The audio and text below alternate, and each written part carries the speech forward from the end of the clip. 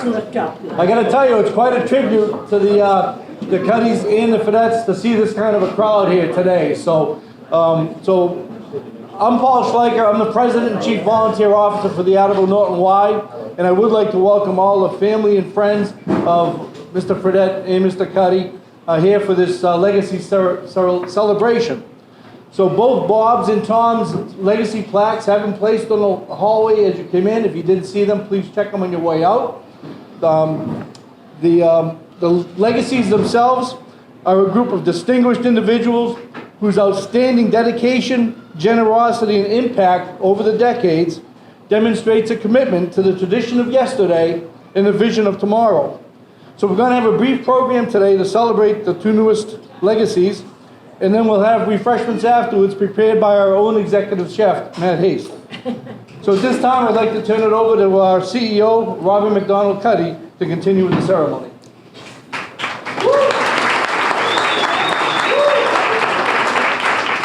Thank you, Paul. So it's a real honor. I have to say, one of the reasons that it's such an honor is two of the first people that I met when I came to the Attleboro Norton Y were Bob Fredette and Tom Cuddy. And how soothing is that when you come to a new organization, you quickly realize the people who create the culture of that organization, the people who are in fact the soul of that organization.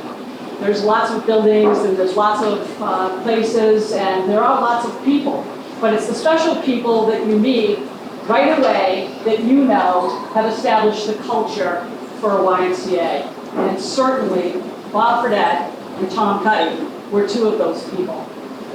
So it's a real honor to pay tribute to them today.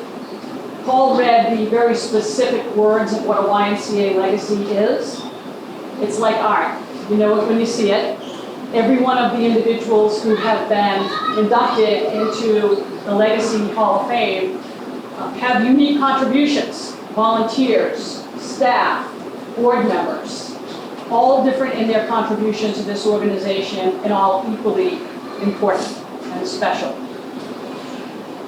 I want to pay tribute for a moment to the other folks who have been inducted as legacies, and we're really very blessed to have one of them with us today. So in 2019, we inducted Dan and Bill Larson, Chuck and Dick Cedarberg, Jerry Coogan, Gretchen Riley and Ernest Ogden, Owen and Helen James, Bill Bungard, Bud Holden, T. Kent Bliss, Bob Lepper, today, Tom Cuddy, Bob Fredette, and in the future, Roger Richardson. With us today, I would just like to ask, I know a very humble person, to stand, Bob Lepper. Bob?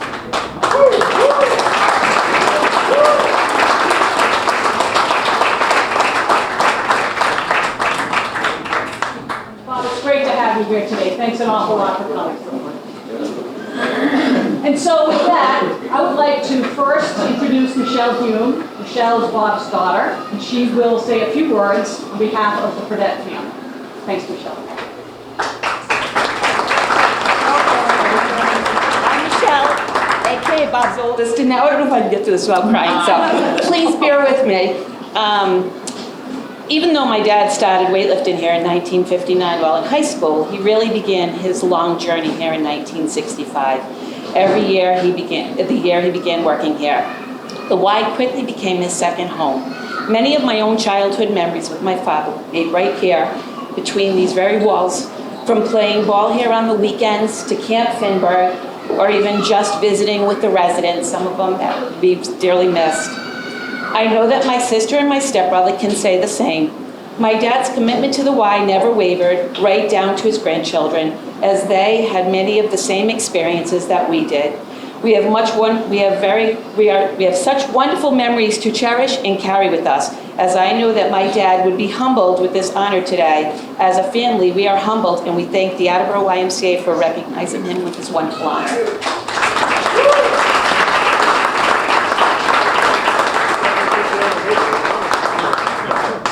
Ron, would you like to say a few words? Make sure I got here. I feel kind of old because all the names that she mentioned I know. Bob Lepper, when I first met you and I saw the lifting weights with Bob, you didn't talk to me for 8 months and you thought I was making believe. I want to say hi to the Cuddy family too, because I know them well, and I'm sorry for your loss recently. Your dad and your daughter, your sister was good friends of my family. I first met Bob in high school. I was in the, he's in that group, and Bob was in the tough guy group. And I mean, tough guy. I didn't really get to really be friends with him until I came back from overseas, and I was about as big as 122 pounds, and I walked by the weight room, and Bob was in there, and I said, "There's a dumbbell you can't lift." I said, "Get in here." And the rest is history. Okay? He was my trainer, he was my friend, he was my best friend, he became my brother. He got cancer when my wife got cancer. I went with him to Dana-Farber when he was going through his treatment, and once in a while I'd say, "Come on, I'll take you home." I would give Schleicher a break. He said, "No, take me to the gym." Right. I don't know if you know that Bob was ranked in the country at one time as a lifter. He was 10th in the country at one time, Bob, and 198 pounds. He was right up there. I mean, Bob taught me how to lift. I taught him how to surf. He surfed all over the world. I didn't. And I was never as strong as him, but he made a big difference in my life. And when they had the memorial meets, that was important. So he taught me how to be a human being. He taught me how to have confidence in myself, and he taught me a lot of things about lifting weights. That's the first part of my speech.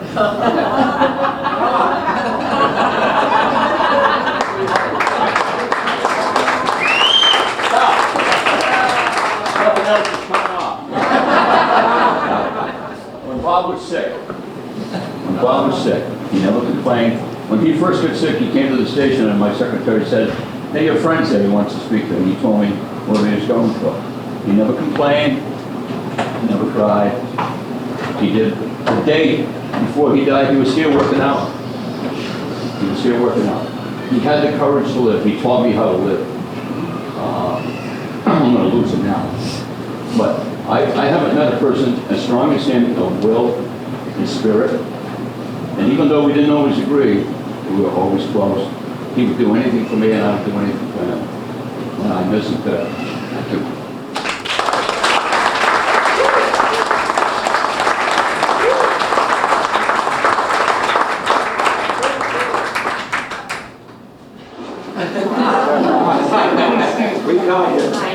Should have taken the pizza. So I'm going to introduce our chef extraordinaire, Matt, and I know he's going to help me present this plaque to the Fredette family. I only have one shirt on, so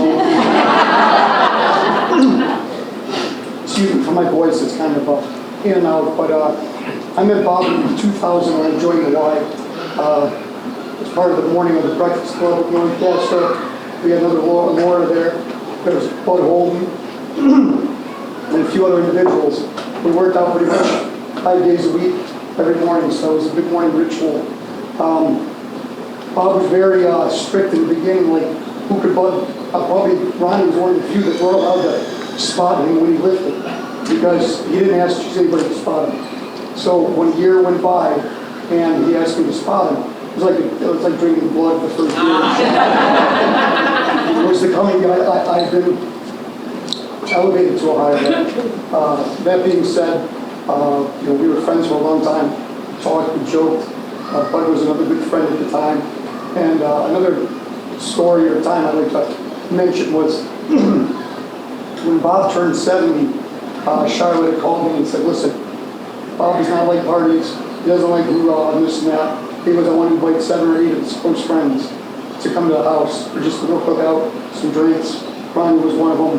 And at the time, I think I might have been in my 40s. There were some people, they were 50, 60, and so on. So there were 4 generations of people that had one thing in common, and that was a love for working out, a love for the Y, a love for surfing, whatever it was. It was probably the most exciting, interesting, and fun, easygoing part because we just have to sit there, talk and laugh, and it meant a lot. I saw Bob all the way up to the end. Even though the last couple of years he couldn't talk because of the cancer in the throat. I remember a week before he passed away, I needed a spot. Obviously, Bob couldn't spot. He didn't have the strength. So I said, Bob, come over, I need a spot. And he looked at his arms.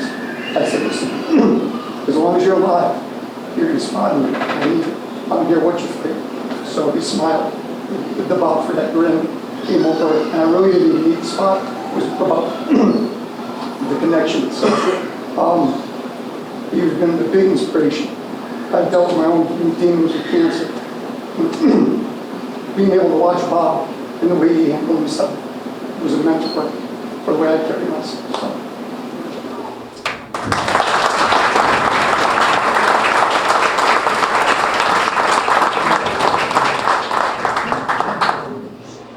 So, Charlotte, on behalf of the YMCA, the family, the friends, all of us, for more than 5 decades, Roderick Bob Fredette was a mainstay at the Attleboro YMCA. During all those years and into retirement, he committed himself to physical fitness. This led him to pass his knowledge on to other generations, which will be his legacy for years to come.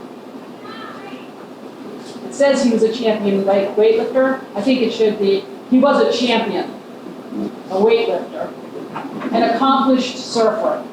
Bob was the very best of what the YMCA strives to be. And a quote that Bob gave us, I enjoy the camaraderie at the Attleboro Y, seeing people I've known for 30 or 40 years. I basically grew up here. On behalf of the Y, Charlotte, for you. Thank you.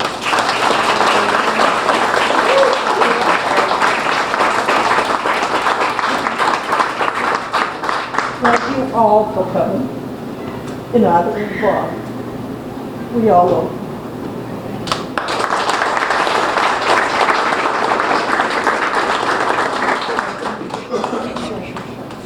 Okay. Take a deep breath. A lot of heartfelt words and a lot of emotion. Next, I'd like to ask Mark Cuddy to come on up and talk about his dad, Tom, who we're honored to recognize today.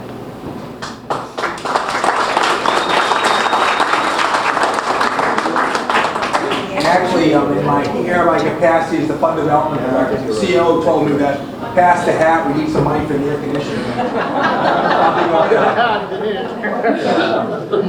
No, seriously. And the Fredette family, I knew Bob very well too. I saw him right before. He used to sit in the locker room, great guy. Spent a lot of time with my dad. He was masseuse for him at some time. I think it was just a hen session that they rubbed skin at the same time. When I walked in here, and I know Paul referenced this too, but and I didn't memorize it, but on the wall it talks about people of legacy, a distinguished group of individuals whose outstanding generosity demonstrates a community to this tradition of yesterday and the vision of tomorrow. And that's Tom Cuddy, as well as Paul Fredette and everyone else on it. And, it's really a preaching to the choir here. I don't know what more you can say. I can give you anecdotes about Tom. He would not go anywhere without saying, I used to go to the Y and not wear a bathing suit. I mean, how many times have I heard that story? If they haven't, I'll tell you afterwards. Or in the locker room where he was very specific. Everyone should have a locker, and if you're in front of it and you get some clothes that you shouldn't be there, and he talks to some young man and say, hey, buddy, where's your locker? I don't have a locker. Well, this is not the place to be. You're over here and this and that, and working out. And he was actually selling lockers, so he did a good job. But I guess I'm going to leave. When my dad passed away, I was in his dresser drawer, and I know this will be referenced on the plaque, but I just want to accentuate it. I found this piece of paper, literally, like this, and actually, what's beautiful of it is, you can never read my father's writing, but he actually must have spent hours just writing kind. But anyway, he had these social axioms on here. They were kind, generous, unselfish, empathetic, self-sacrificing, forgiving. And I don't know why he had to write these down, because he lived them all the time. And I shared these with my kids, and I said, geez, I'm going to do my best to, follow these. I wish grants only did 3. I mean, 6 is kind of a lot. But with that said, I appreciate everyone here and my family and my mom, and thank you for coming.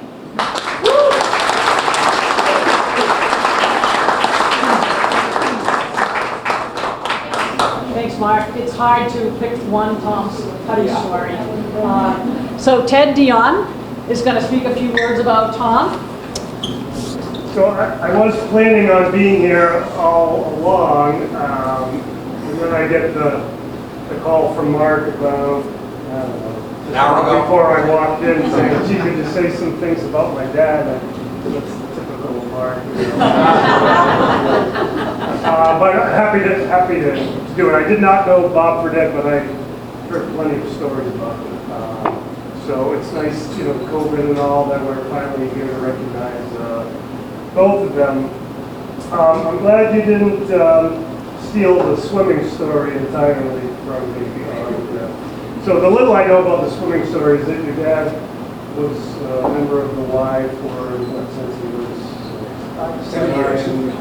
Somewhere along the line, you swam naked in the Y pool. If you want to know more details, you're going to have to ask Mark. And then the other pool story I had is, seeing Tom in the locker room, he'd say hello to me, and he'd have his white, robe on, and he was making his way over to the pool with his little floating things. And just kind of making fun of it, saying he was going to go swim with the older women there. He had some kind of an appeal there. And then also, I will say in all seriousness, in terms of being on the board with Tom for a number of years, is whenever he asked a question or offered an opinion, people took notice, and knew that was a serious proposition or question that he had, and I can't say that that's the case in my entire career. I'm excluding this board, of course. But anyway, so he was an enjoyable person to be around, and I not that I had super long conversations with him in the locker room, but I did have enough to get to know him fairly well. So anyway, congratulations on a well-deserved family as well.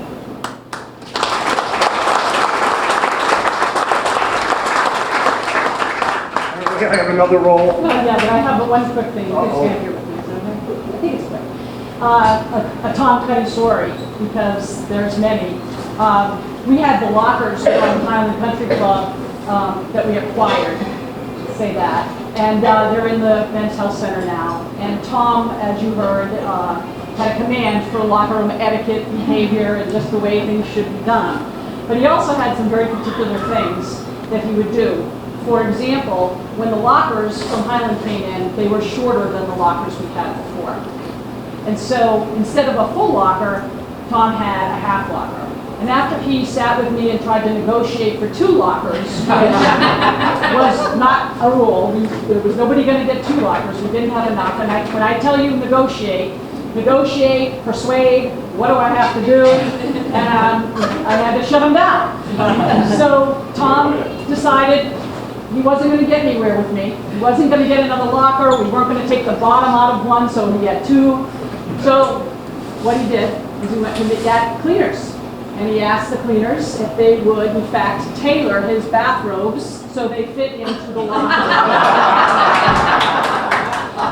So this was a very typical thing that Tom would do, and I would tell you that both Bob and Tom, like the soul of an organization, were the first to compliment me on anything that happened, and they were the first to share with me anything that needed to happen. And I welcomed both of those things. So on behalf of the YMCA.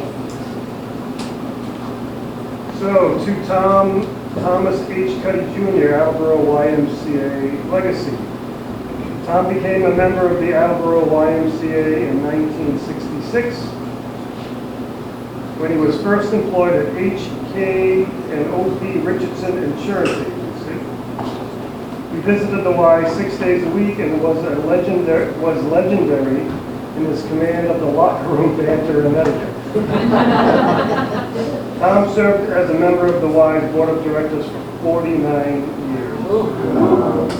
Tom and his wife Ellie were loyal volunteers and donors to the Y and many community organizations.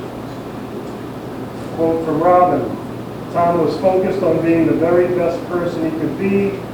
He aspired to be kind, generous, self-sacrificing, empathetic, forgiving, and unselfish. I think he did it. So he did. So, congratulations.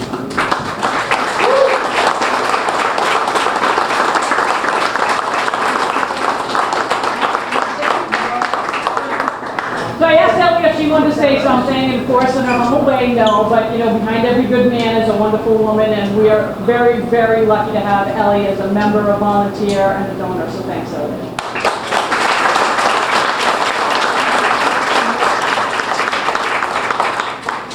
Okay, so from here, we have some beer, some wine, some water, some soda, some great hors d'oeuvres that Matt has prepared. We welcome you to stand, to move. We can spill out into the hallway there, no problem. And thank you very much for being part of the YMCA. Thank you very much for being here and recognizing both Bob and Tom. Much appreciated.